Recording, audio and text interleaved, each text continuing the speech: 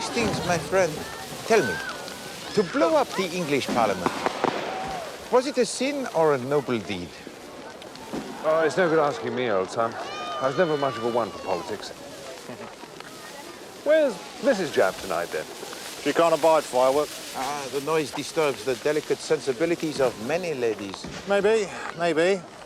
I think it's more that she doesn't like to see people enjoying themselves.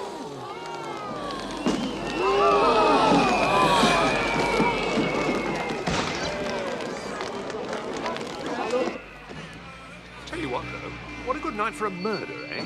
I mean, if somebody wanted to kill anybody, nobody would know if it was a gunshot or a firework. But not so good, my friend, if your chosen method is strangulation. No, that's true. No. Or poisoning, come to that. Yes. You're pulling my leg. Yes, Hastings, we pull ever so gently the leg. Well, I still think it's a jolly good night for a murder. Anyway, I'm going to leave you here. This is where I garage my car. Good night, Chief Inspector. Good night, Poirot. Good night, Captain Hastings. Other man. Good night. Steady on, lads.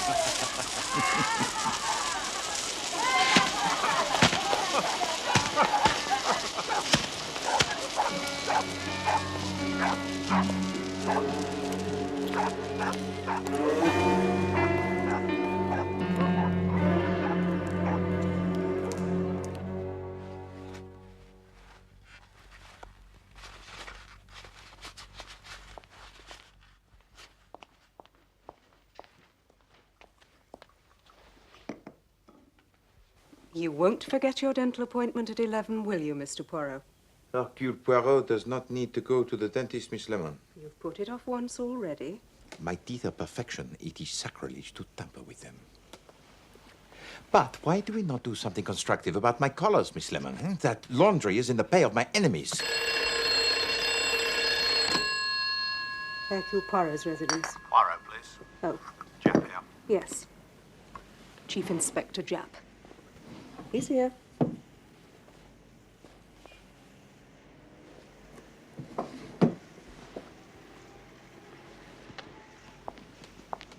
Good morning, Chief Inspector Japp.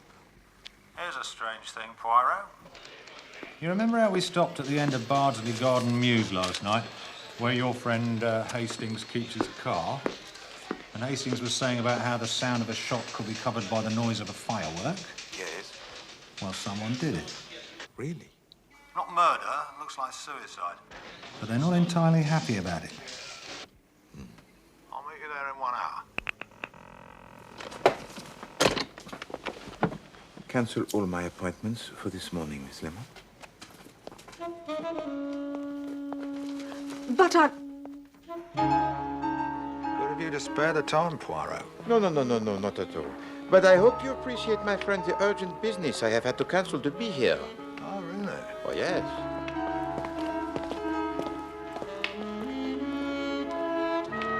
The dead woman is a Mrs. Allen. She shared the house with a friend, Miss Plenderleith, who is a professional photographer, or something along those lines. Miss Plenderleith was away in the country, but when she came home this morning, she finds her friend's door locked. She knocks and calls, but can't get any answer. In the end, she gets really alarmed and calls the police. 10:45, our lads break the door down, and there's Mrs. Allen lying in a heap on the floor, shot through the head.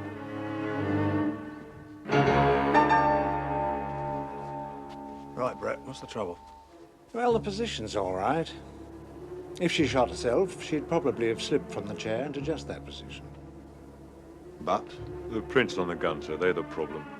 Bit of a thumbprint and a forefinger, and that's all. Just what you get from someone trying to press the dead woman's fingers on the gun and not doing it very well.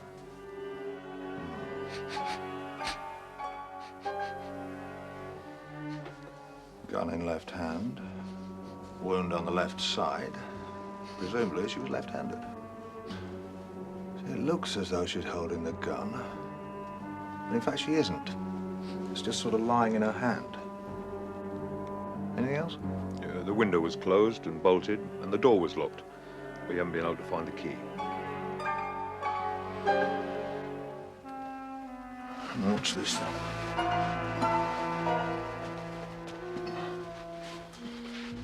Might mean something.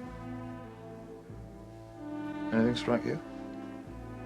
I was looking at the watch.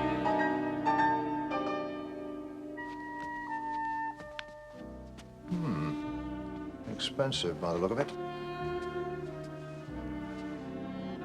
Tuesday, November the 5th. How long has she been dead? She died at about 11:30 last night.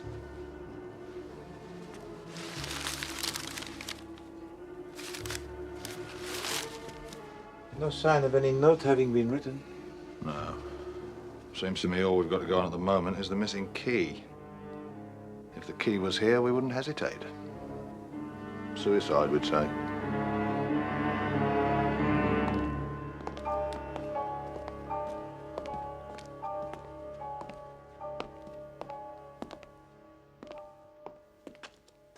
This must be a terrible shock to you, Miss Plenderleith. I still can't believe it. We'll be as brief as possible. Now, you've already told Inspector Jameson how you found the body when you came in this morning. You were away for the weekend, I take it? Yes, since Friday noon. Pardon, mademoiselle. When you found the door locked, you called the police. It did not occur to you that she might have gone away and locked the door before leaving? Why should she lock it? In any case, she would have left a note for me. And she did not leave any note? Of course she didn't. Tell me about Mrs. Allen, Miss Plenderleith. I met her abroad. She was on her way back from India. I was looking for someone to share a flat with me. We decided we liked each other. What about the husband? Nothing to write home about, apparently. He drank, I think. Died a year or two after the marriage.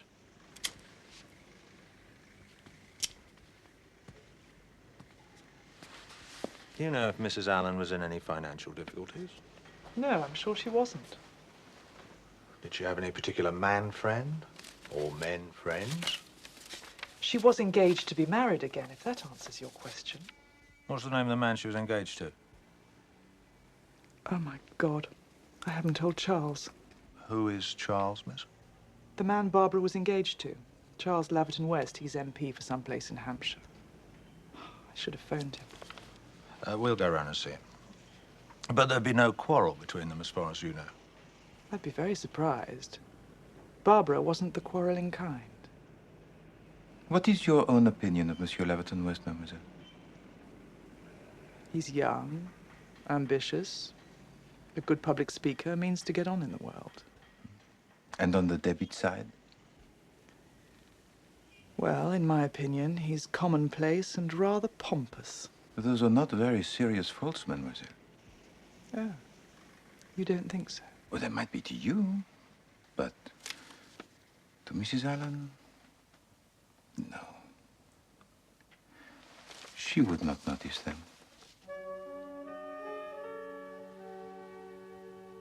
You were fond of your friend. Yes, very.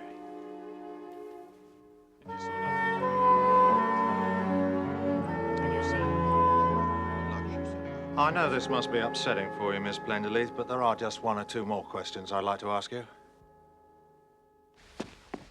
Mrs. Allen was left-handed, wasn't she? Left-handed? No, I don't think so.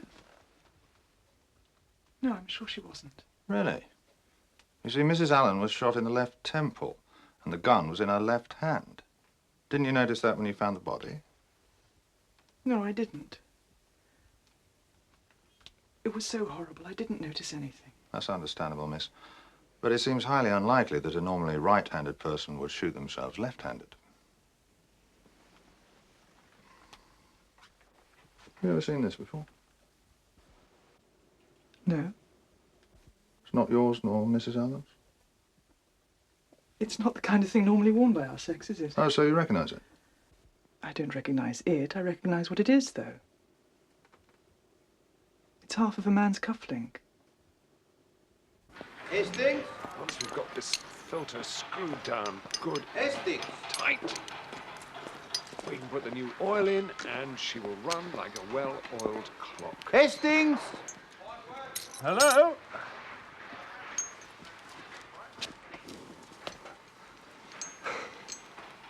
What are you doing, Hastings? Well, I thought I'd just do some work on the car. But you were to ask questions, Hastings, to sound out local opinion. Oh, I've done that. Freddie? Freddie's helping with the oil filter. That'll do. Finger tight for now. We'll put the spanner to it when we've put in a new gasket. Right. This is Mr. Poirot. How are you, Gov? I'm Fred Dog. You can call me Freddie. Hello, Freddie. Freddie's got the goods. Did you see something last night? Well, Miss Allen, she went to the post box about 6. About 9:30, though, a car pulled up. Standard Swallow Saloon. Rubbish, really. But it looked smart. A man got out. He was about 45, well set up. Military-looking gent. You've seen him before? Yeah, a couple of times. Dark blue overcoat, toothbrush moustache. He was in there for about an hour. I saw them come out together. So you saw him leave? I don't miss much, Gov. Then you heard what they said, of course. Yeah. He said, think it over and let me know. And she said something, and then he said, so long. And the way they talked, they were friendly, yes? Can't always tell what else, can ya? But they seemed all right. You didn't hear what Mrs. Allen said? Nah, she was sort of round behind the door. Now, look here, my boy. I want you to answer my next question very carefully.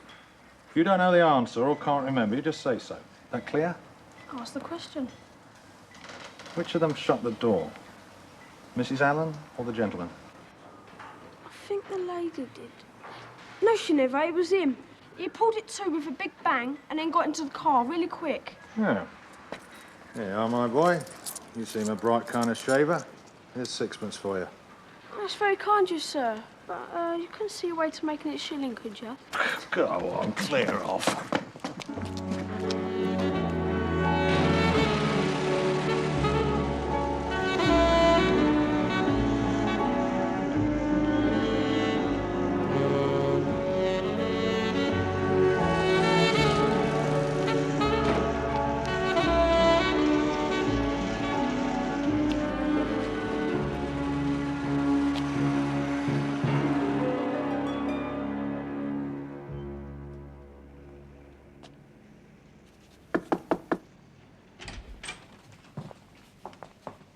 Chief Inspector Japp and Mr. Poirot, sir. Good day, gentlemen. To what do I owe this pleasure? No great pleasure, sir, I'm afraid. No? We brought some bad news. Go on. It's about Mrs. Allen, Mrs. Barbara Allen. What about her? Get on with it, man. She's dead, sir. Dead? I don't believe it. What's happened? Apparently suicide, sir. Was there anything worrying Mrs. Allen, do you know? No, not a thing. We were engaged to be married. Yes, quite so. I can't believe it. Dead. How? Shot, sir. Shot?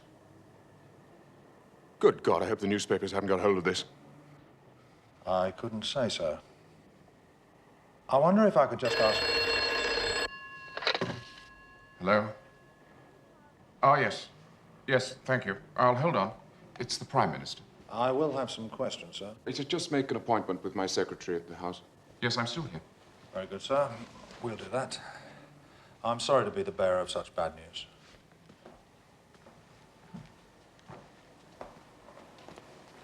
Pardon, monsieur. Allow me to express my deepest sympathy at your loss. Yes, right, thank you. Stiff upper lip, you know, that's the British way. Magnifique. By the way, sir, was Mrs. Allen left-handed? Left-handed? No, I don't think so. Can't say I ever... No, she was right-handed, I'm sure. Ah, Prime Minister. No, not at all, Prime Minister. Yes. Yes, everything's ready for him.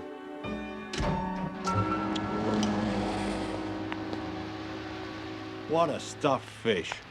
No, not a stuffed fish, a boiled owl. As you say, Jap. More concerned about the newspapers than his fiancée being dead. Plenderless girl was quite right about him. Mind you, he's a good-looking chap. Might go down well with some women. Perhaps. But it would not do, I think, for them to have a sense of humor. The important thing is, everyone seems agreed that Mrs. Allen was right-handed. Yes. Of course, one must not jump to conclusions, mon ami. Never mind about jumping to conclusions, Poirot. This is a murder we're dealing with.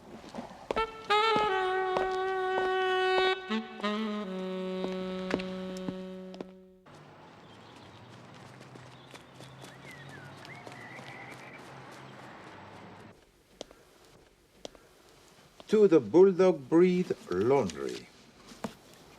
Dear Sirs, once again, I am obliged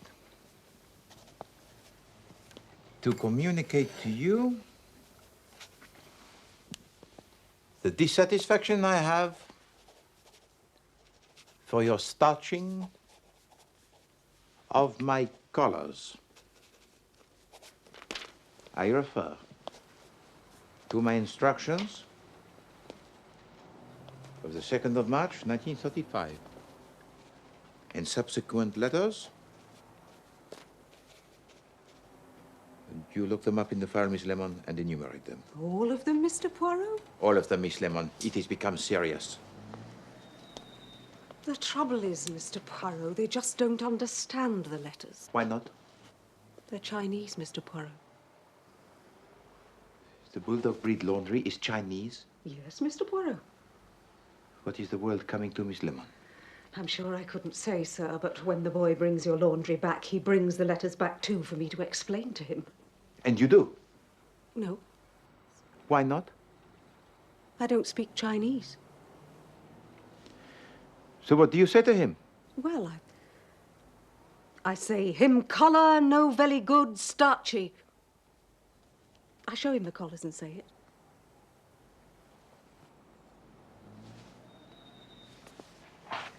Hastings, my friend, you spent some years in China, did you not? No, absolutely. Fine fellows, fine fellows. Did you ever have any trouble with your laundry? Yes, I did, as a matter of fact. And what did you say to them? Well, I said, him collar no very good starchy. That's where I got it from, sir. I asked the captain knowing he'd been in the East. But Hastings, my collars, they do not get any better. No, mine didn't either, now I come to think about it. Miss Lemon.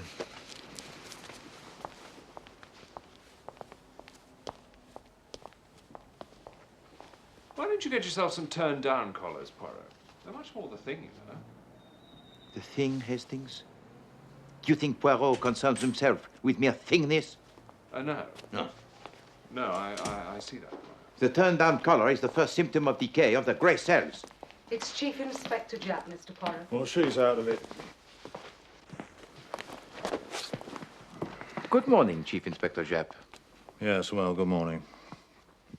Now, who is out of it? Plenderleith. She was playing bridge in Essex up to midnight. We've got to give up any idea of her being concerned in the business. A disappointment, Japp. You are still convinced we are dealing here with a murder? No doubts about it. Something I've been meaning to ask you, Poirot. What was that you were sniffing at in the room when we first examined the body? Sniff, sniff, sniff. You got a cold, have you? No. I always thought the little grey cells were in your brain. Don't tell me your nose cells are superior to everyone else's, too. By no means. It was merely cigarette smoke. I didn't smell cigarette smoke. No more did I, my friend. There were 9 cigarette ends in the ashtray, 6 of them gaspers, 3 Turkish. Exactly. Your wonderful nose cells knew that without looking, I suppose. I assure you, my nose does not enter into the matter. My nose registered nothing. But the brain cells registered a lot. Well, there were certain indications. Did you not think so? Now, am I wrong Or are we going to talk further with the beautiful Miss Blenderleith? Yes. You know, there was something missing from that room, Chief Inspector. But also something added, I think. You know what's worrying me, Poirot? Yes? Yes? What do you mean, yes? I saw you looking at Mrs. Allen's checkbook stubs yesterday. You're too clever for your own good, you are, Poirot. And you noticed, as I did, that Mrs. Allen drew out £200 in cash from her bank on Monday morning. And 3 months ago, on the 6th of August, another 200. Truly? Truly. And there's no £200 in this house that my lads could find. I'm afraid, Miss Blenderleith, that we are no longer treating this as a case of suicide. Suicide? You see, being as how your friend was in no way, shape or form likely to commit suicide, we have to consider the alternative, murder. Murder? Are you sure? How horrible. Horrible, perhaps, mademoiselle. But impossible? I suppose it's possible. And if there was a murder, there would have to be a motive. Ask me any questions you like. But I don't see how I can help you. On Monday night, Mrs. Allen had a visitor. He's described as a man of 45, military bearing, toothbrush moustache, smartly dressed and driving a standard Swallow Saloon car. Do you know who that is? Sounds like Major Eustace. Who's Major Eustace? He was a man Barbara had known in India. He turned up about a year ago, and we've seen him on and off since. He was a friend of Mrs. Allen's. He behaved like one. Would it surprise you, Miss Blenderleith, if I suggested that this man was blackmailing Mrs. Allen? Of course. So that was it. Of course. You find the suggestion feasible, mademoiselle? I was a fool not to think of it. I wish she'd told me. I'd have told him to go to the devil. But he might have gone, might he not, to Monsieur Laverton West. Yes. Yes, that's true. Which room do you think Mrs. Allen would have received her visitor in? Oh, probably in here. On the other hand, if she wanted to write a cheque or anything of that kind, she'd probably take him upstairs. There was no question of a cheque. Mrs. Allen drew out £200 in cash on Monday. So far, we've not been able to find any trace of it in the house. But I'd like to have just one more look round, if I may. Look anywhere you like. Thank you.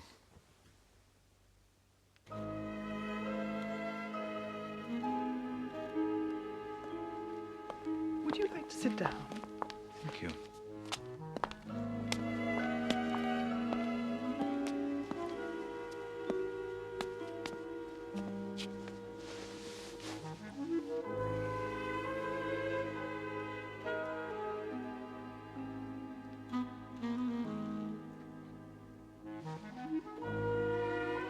Cigarette? You are most kind.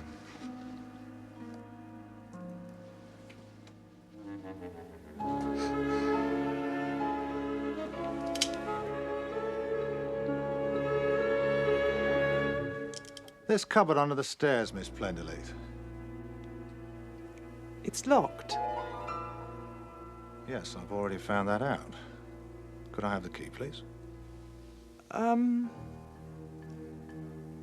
don't know where it is. Oh, that's too bad. Don't want to have to break the lock. No. It might be upstairs.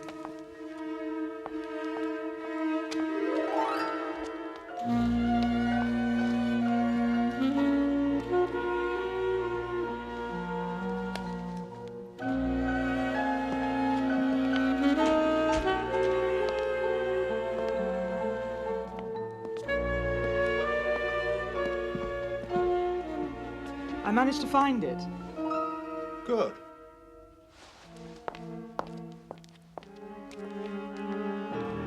We keep it locked. Otherwise, one's umbrellas and things have a habit of getting pinched. Very sensible.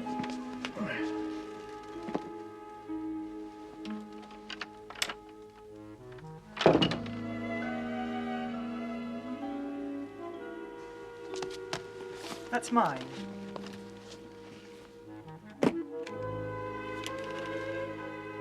It came back with me yesterday morning, so there can't be anything there. Just as well to be on the safe side.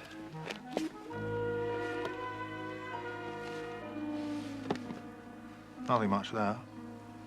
No, well, there couldn't have been, could there?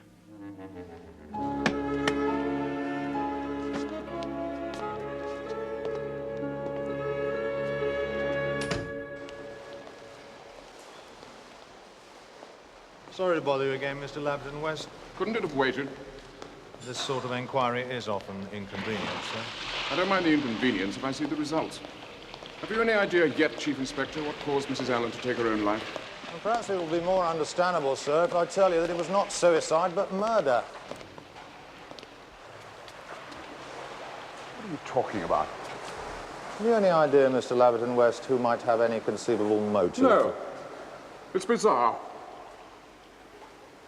The mere idea is unimaginable. She never mentioned any enemies? Anyone who might bear a grudge against her? Never. Do you know Major Eustace? Eustace? Eustace? Oh, yes, I remember. I met him once at Barbara's.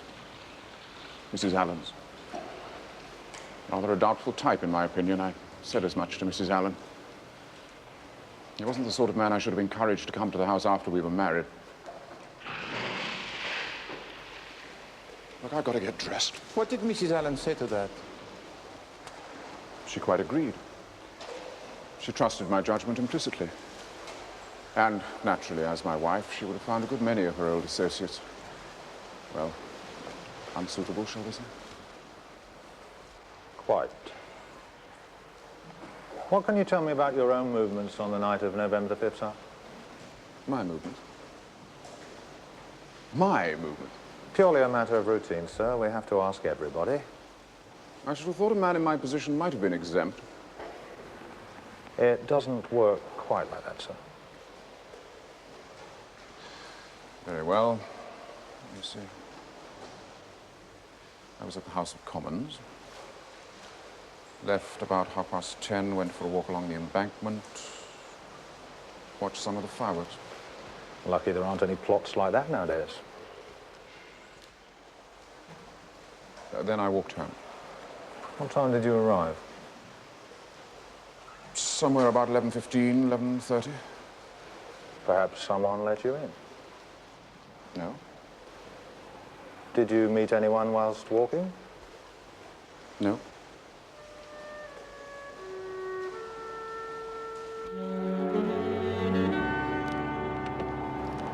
What an alibi. So feeble, it must be genuine. No, I'm not bothered about him.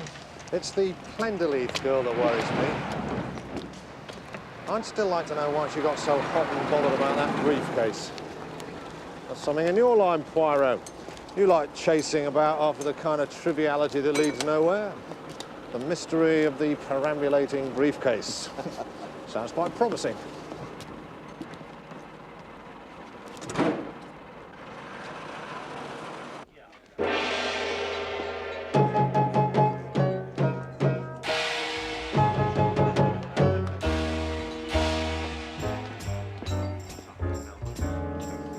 Here's a song, a tantalizing ditty. The tune is catchy and the words are witty.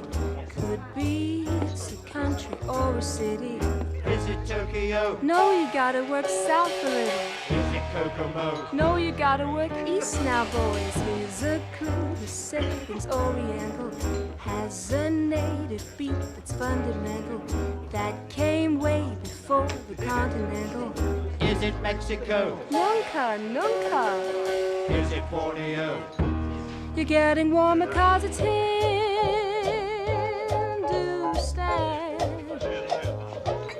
where we stop to rest our tired caravan.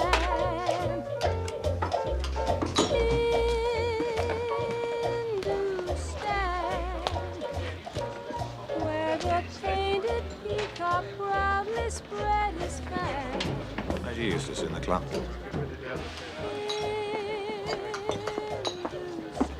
Major Eustace. Yeah? Do Chief Inspector Japp, Scotland Yard. Oh, yes. Drink. No, thank you, sir. Might we have a word? Yes. Shall we go over here?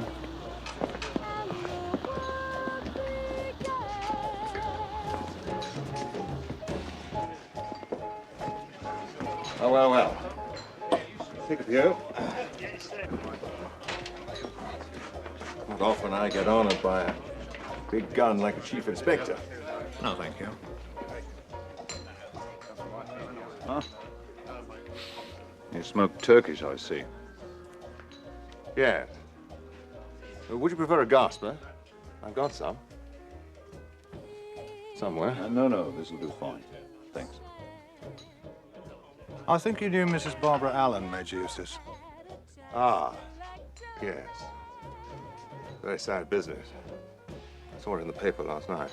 You met her out in India, I believe. Yes. That's some years ago now. Did you also know her husband? No, as a matter of fact, I never came across Alan. But you know something about it. I heard he was by way of being a bad hat. Of course, that was only hearsay. Mrs. Allen never spoke about it. Never.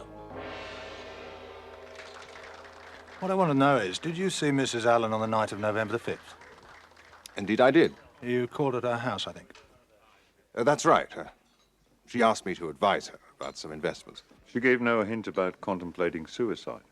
Not the least in the world. As a matter of fact, when we said goodbye, I said I'd ring her up soon and we'd do a show together. You said you'd ring her up. Those were your last words?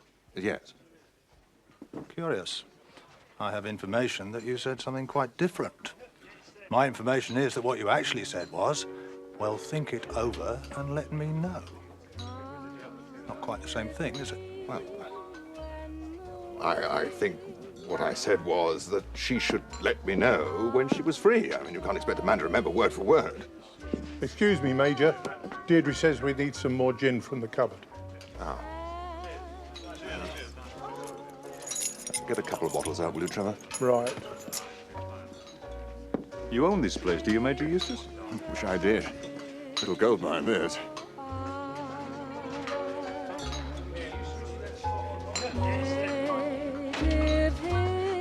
You say that Mrs. Allen asked you to advise her about investments.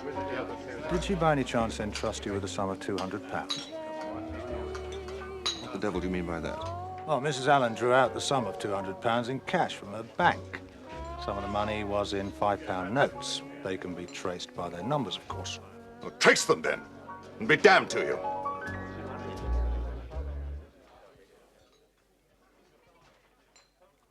Trace them. I don't care. Was the money for investment, Major Eustace, or was it blackmail? That's a preposterous suggestion. How dare you? Look, what happened was this. I went round to the house. I mean, I telephoned first. What time did you get there? About 9:30. We sat and talked. And smoked. Yes, and smoked. Anything wrong with that? Where did this talk take place? In the sitting room. As I said, we sat and talked quite amicably, and then I left just before about 10:30. You stayed in the sitting room throughout your visit? Yes. You didn't go upstairs to Mrs. Allen's own room? No. Could I just look at your cufflinks, Major Eustace? Cufflinks? You can refuse if you wish, of course. I've got nothing to hide.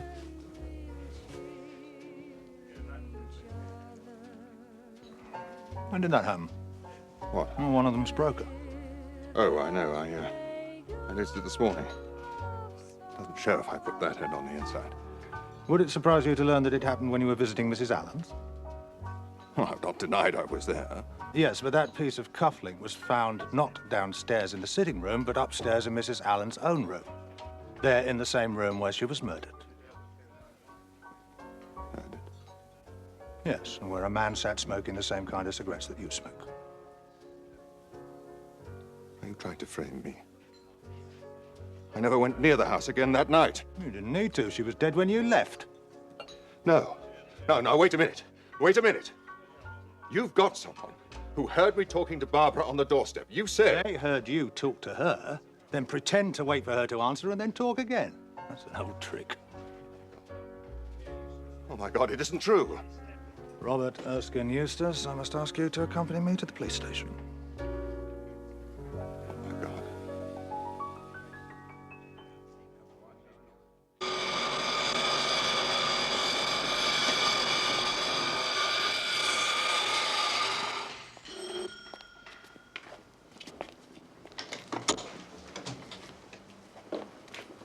Oh, hello. Yes, dear? Could I please speak to Miss Plenderleith? Well, you could, dear, if she was here. She's gone off playing that golf. Golf? If you please. And that poor Mrs. Allen still lying cold down at the mortuary. Indeed. This is most difficult. I'm sorry, Mrs. Pierce, dear. My name is Hercule Poirot, Mrs. Pierce. Oh, I've heard of you, dear. Well, I'm most flattered.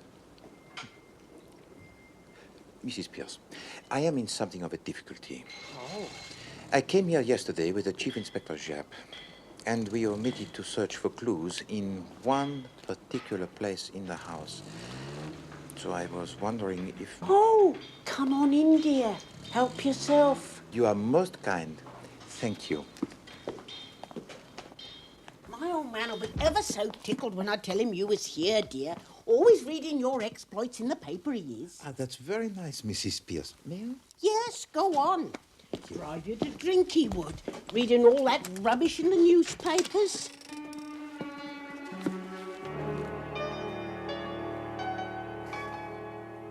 Mrs. Pierce, where does Miss Plenderleith go to play the golf?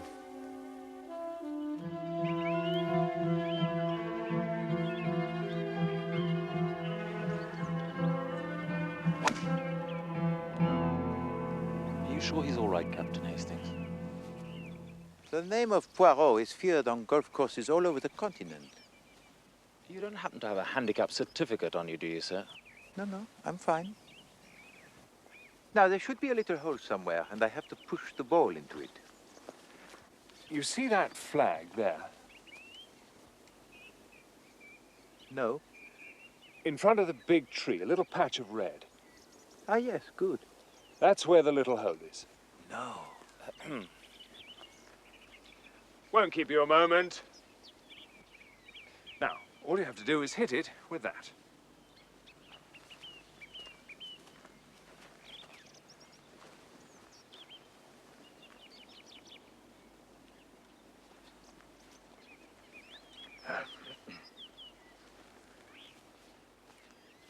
Go ahead.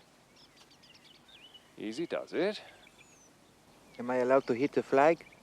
Oh, yes, that'll be fine.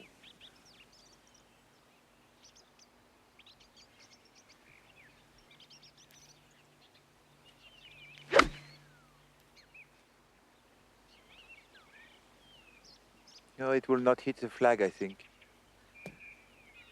Oh. Bad luck.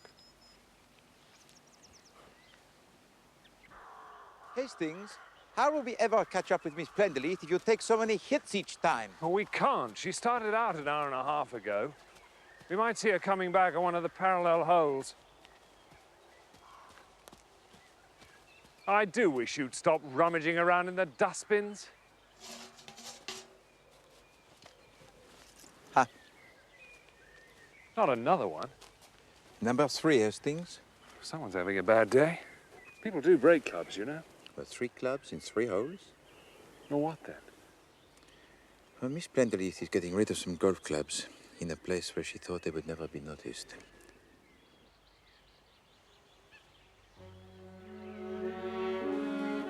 Major Eustace is not guilty of murder, Hastings.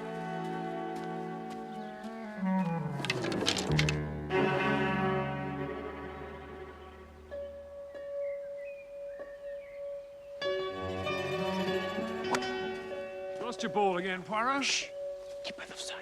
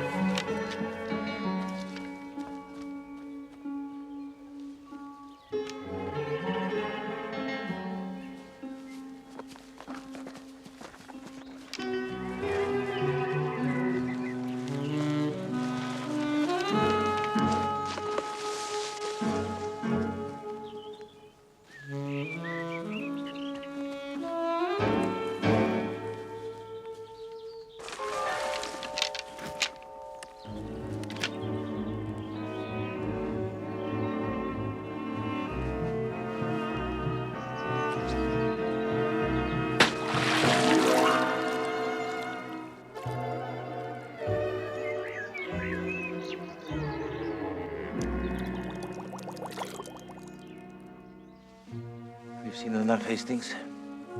I must regretfully abandon our most interesting game and go and telephone the Chief Inspector Japp. Come on.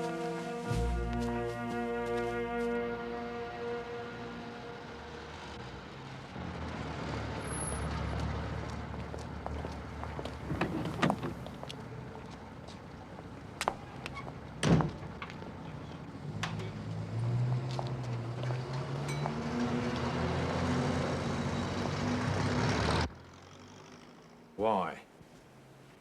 Why would a presumably sane young woman want to throw an expensive case into a lake with just 2 magazines in it and a couple of stones to make sure it sank? You need worry no longer. The answer is coming. And why break up a perfectly good set of golf clubs? I don't mind telling you, I lay awake last night worrying about it. Mon pauvre Japp. Miss Plenderleith, Mr. Poirot. Thank you, Miss Lemon. I'm sorry I'm late. I've just come from Barbara's funeral. It was so good of you to come. Please sit down, mademoiselle.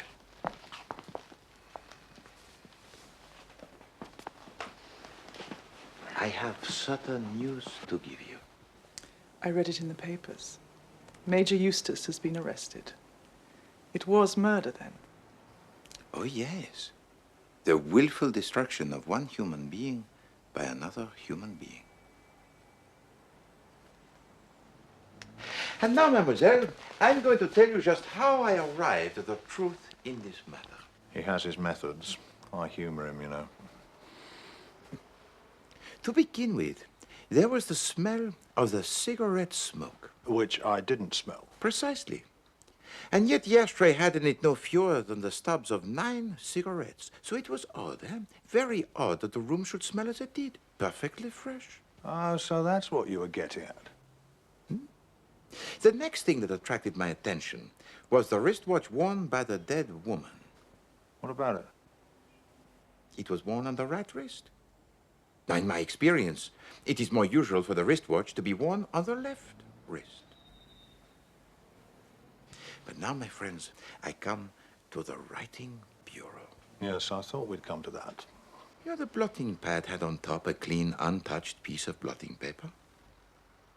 The sheet was clean because Barbara hadn't written any letters that day. Yes, she had. Freddie saw her post some letters at 6 o'clock. Well done, Hastings. So what then happened to the piece of paper on which she had blotted her letters? But there was a second curious detail about the writing desk. Perhaps you, Japp, can remember the arrangement of it. Allow me.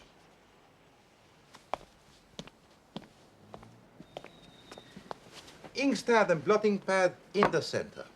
The pen tray to the left. The calendar and the quill pen to the right. Eh bien? Yes? Ah, you do not see. The pens for use were in the pen tray on the left. Is it not more usual to find the pen tray on the right, more convenient for the right hand? So, I made myself a picture, Japp. A picture of Miss Plenderleith arriving home after the weekend. A picture of Miss Plenderleith opening the door and finding her friend lying dead with a pistol clasped in her hand. Barbara? Her left hand, naturally, since her friend was left-handed. In spite of everything Miss Plenderleith has done to convince us that her friend was right-handed. There is also a note addressed to you, mademoiselle. It was, I fancy, a very moving letter about a young, gentle, unhappy woman driven by blackmail to take her own life. I think almost at once the idea flashed into your head. Let him be punished. You take up the note and the top sheet of blotting paper. Then you go downstairs and light the fire and drop both into the flames.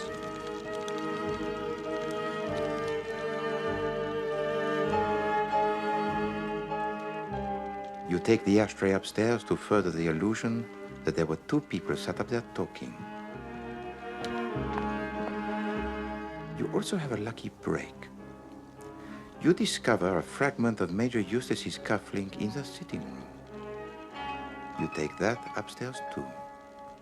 You expect that to clinch the matter.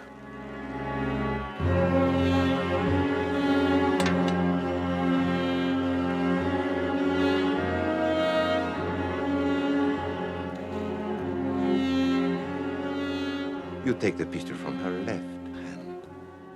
You wipe it clean and put it back in her left hand. You bolt the window and lock the door. There must be no suspicion that you have tampered with a room.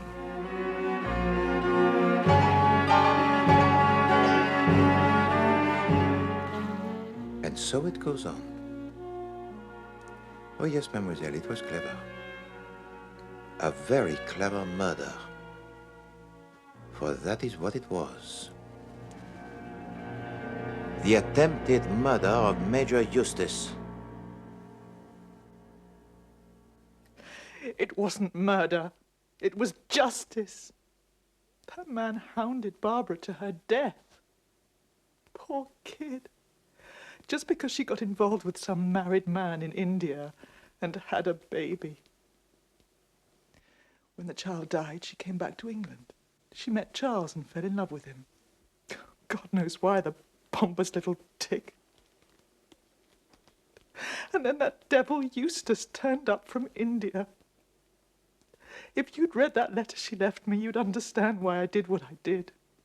She loved Charles, she said. She couldn't live without him. But for his own sake, she mustn't marry him. She was taking the best way out. I wish you'd seen that letter. And you call it murder. Because it is murder. The man you wish to trap is already in prison. Do you really wish to destroy him? Do you really wish to destroy the life, the mind of any human being?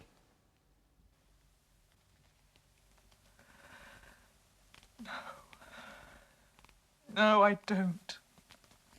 I wish I did. But I don't.